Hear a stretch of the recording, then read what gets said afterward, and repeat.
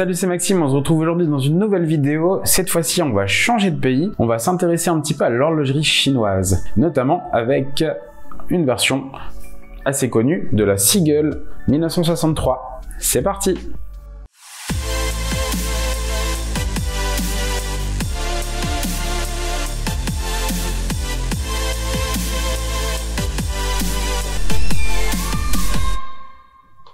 Allez, je vous parle aujourd'hui de la réédition d'un chronographe manuel chinois créé à l'époque pour l'armée de l'air chinoise. À l'origine, on parle d'une usine nommée la Tianjin Watch Factory, connue aujourd'hui sous le nom de Seagull. Et vous verrez que c'est une montre qui possède un petit historique suisse dans ses gènes. Pour faire simple, l'entreprise chinoise a profité de l'évolution industrielle horlogère suisse des années 50-60, et bien tout simplement pour acheter une ligne de production, mais c'est pas tout parce que dans le package, on avait également des pièces et des plans de chronographes, notamment de chez Ebosch Venus SA. Le jackpot. Les horlogers de chez Seagull ont usé de leurs compétences pour améliorer ce calibre Venus 175. À l'époque, il passe de 15 à 17 rubis, ce qui permet notamment d'améliorer la fiabilité du ST3. Courage, j'ai bientôt fini l'histoire de l'origine de cette montre. Je vous passe le détail sur le début des années 60, mais en tout cas le but était d'équiper l'armée de l'air chinoise avec ces montres. Toujours est-il qu'en 1963, un petit nombre de ces montres voit le jour. Il s'agit du modèle 304, dont on estime qu'il y en aurait eu entre 1500 et 3000 exemplaires. Durant les années 2010, diverses rééditions voient le jour, plus ou moins fidèles à celle d'origine. Il y en a une qui semble plaire plus que les autres. On s'éloigne clairement de la version des années 60, mais en tout cas, c'est comme ça que naît finalement la Seagull Air Force 1963. Une petite taille, un verre bombé en plexiglas, donnant un petit côté vintage, des aiguilles colorées et également un fond de cadran couleur champagne crème. Voici en quelques mots donc la description de cette montre à succès. Vous l'aurez compris, maintenant que plusieurs versions sont lancées, c'est la porte ouverte à différentes déclinaisons. Difficile de faire un état des lieux de toutes les versions, étant donné qu'il y a plusieurs entreprises maintenant qui se sont lancées là-dedans, et pas que Seagull, hein. On a des... Est-ce que c'est des copies? On sait pas à force, hein, finalement, tellement il y en a des versions différentes. En tout cas, chacun propose diverses particularités, que ce soit au niveau du cadran, des aiguilles aussi, qui peuvent être différentes d'une marque à l'autre, des petites subtilités en tout cas, qu'il est bien difficile parfois même d'identifier. Allez, assez parlé du modèle le plus courant, maintenant place à celui qui m'a plu dès que je l'ai vu.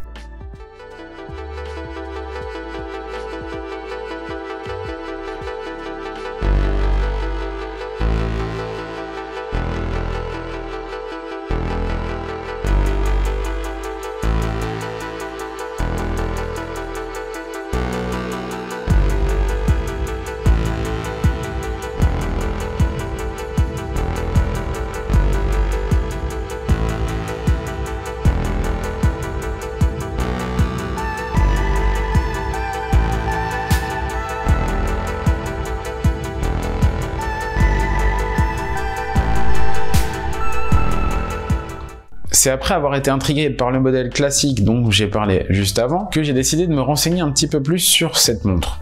Et puis au détour d'une page sur des forums que je regardais, j'ai vu une photo. C'était donc une Seagull, enfin une version de la Seagull, mais avec un cadran panda.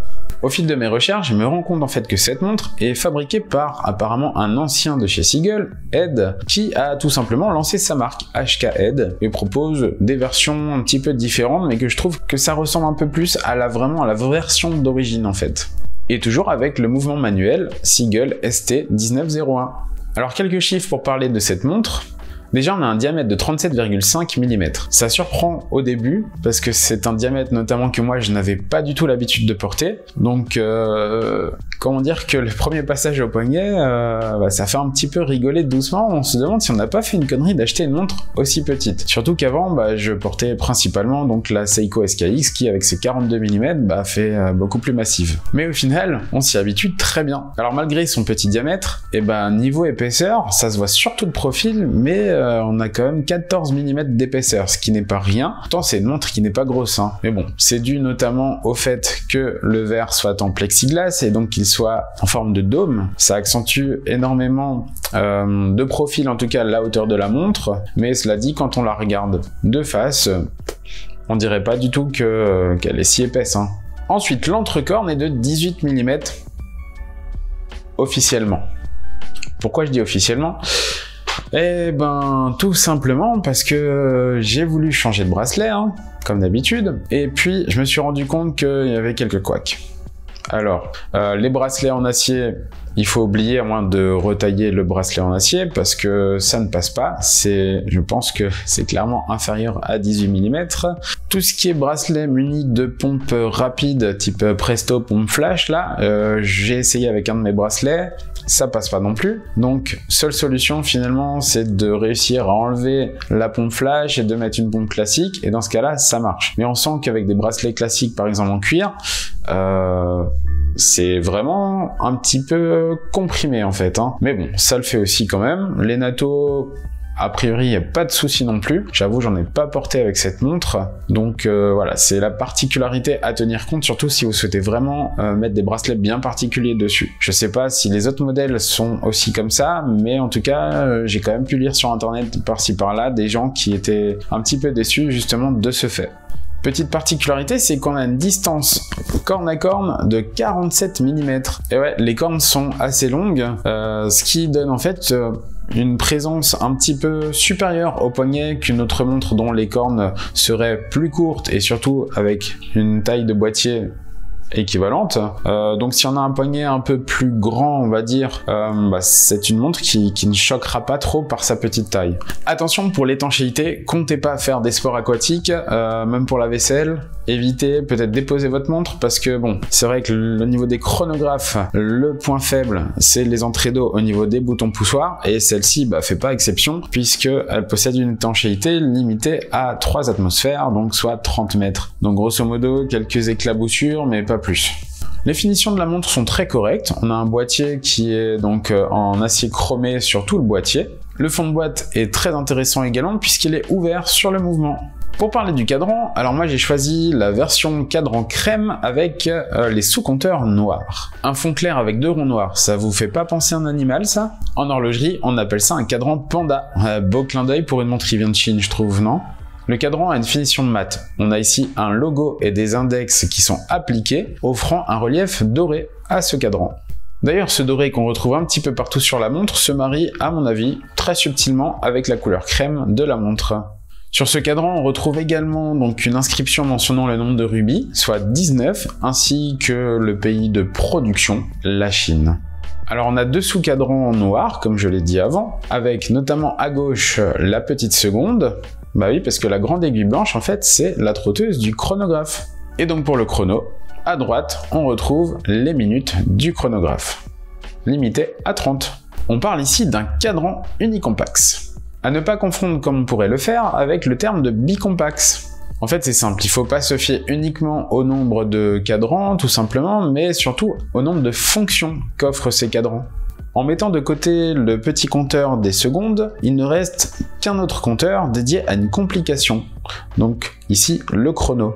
Par exemple, pour l'Omega Spin Master, malgré la présence de 3 sous-cadrans, il s'agira d'une montre bicompax. Bon, clairement, soit je vous ai perdu, soit vous êtes encore là, et je vous en remercie. Pour parler des aiguilles, celles-ci sont assez fines, épurées, dorées, sauf donc, comme je l'ai dit avant, la trotteuse qui est blanche. Le tout est protégé en fait par un dôme en acrylique. Alors, l'acrylique est complètement différent du saphir, puisque le saphir lui est inrayable. L'acrylique, au contraire, va se manger les moindres rayures. Autant dire que c'est un enfer si vous voulez une montre qui soit toujours impeccable, mais par contre l'avantage c'est qu'avec un petit coup de polywatch, c'est un petit peu comme de la pâte de dentifrice qui va servir à polir donc l'acrylique, le plexiglas, vous allez pouvoir redonner une seconde jeunesse à votre montre aussi souvent que vous le souhaitez. Et je l'ai déjà fait sur la mienne, grand bien lui fasse. Enfin, le cœur de la montre, le mouvement.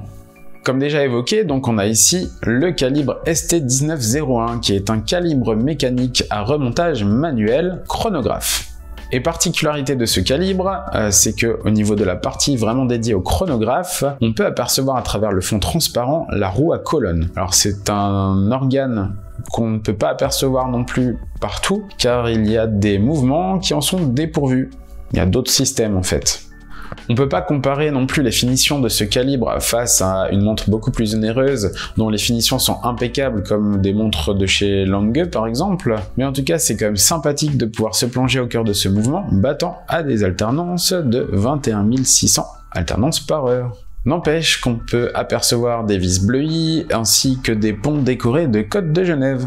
C'est quand même pas mal pour une montre à petit prix. Petite particularité sur les montres équipées d'un mouvement un peu plus récent, le réglage du balancier se voit équipé d'un col de cygne.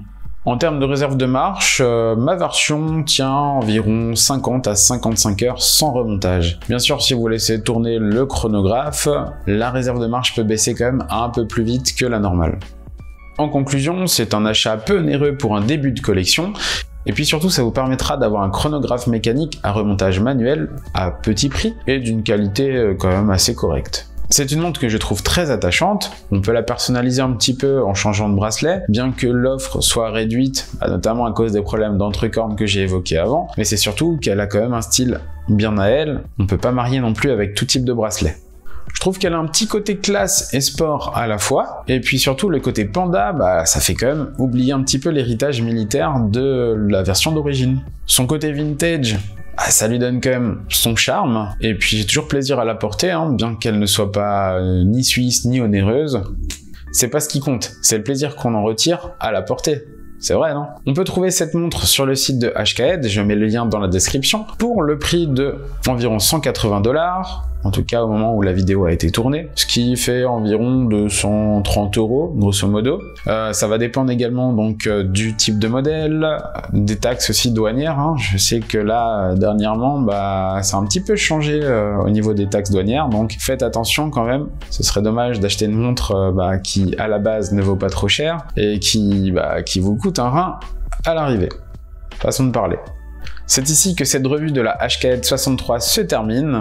J'espère que ça vous aura plu, que ça vous aura aussi permis d'en savoir un petit peu plus donc sur toutes ces versions de Air Force 1963, il y a de quoi s'y perdre clairement. Donc voilà, n'hésitez pas à découvrir encore un peu plus les différentes versions, de regarder sur internet, vu que c'est principalement là que vous pourrez trouver des informations, n'hésitez pas.